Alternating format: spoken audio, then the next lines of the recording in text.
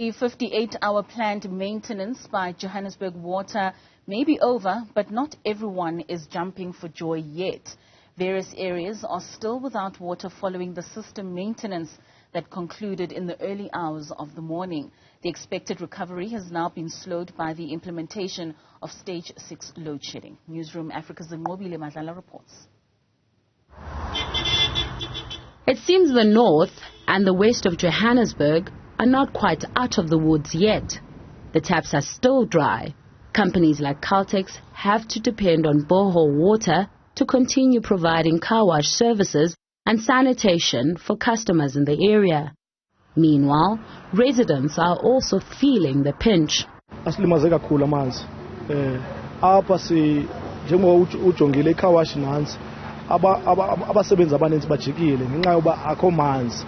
Namakhastama azileyo apha amanye ayathanda uhlala apha ecar wash mhlawumbe imoto zawo ahlale so offer nge-toilet ngento yonke ngoku asikwazanga namntana nabanye bajikile ngoba bathi abanohlamba imoto zabo ilento i-toilet ingekho bazohlala bazobeka into zabo kuphi na.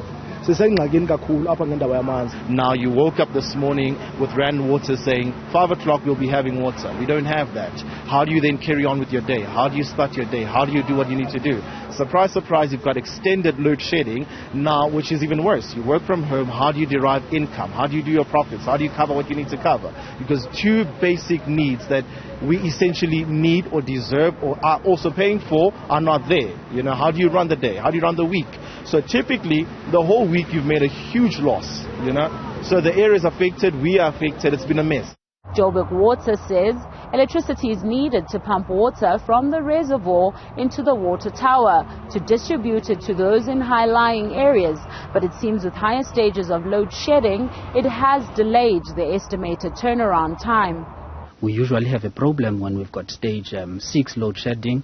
Some of those areas are not yet exempted and we require the city power, the normal ESCOM supply to be supplying us. Now when we don't have the power supply to those systems, the reservoirs areas will usually get water because they are supplied directly from rainwater systems, but the towers which we now need to pump from Johannesburg Water site for those higher lying areas, they will be affected. And it is unfortunate because we were not even anticipating the higher stages of load shedding currently, because we were of the view that ESCOM have managed to remedy some of their generation capacities and so forth. So we were also relying on that.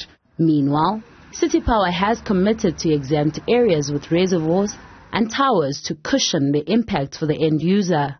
We never anticipated that there will be load shedding at some point in our lives. So currently what we have, we've got a system where most of this water infrastructure, even the other essential services like health, they're still embedded within the residential network. And as such, when you try to exclude some of them, you basically are excluding the whole suburb, which basically we find ourselves not able to give ESCOM back what it is requesting.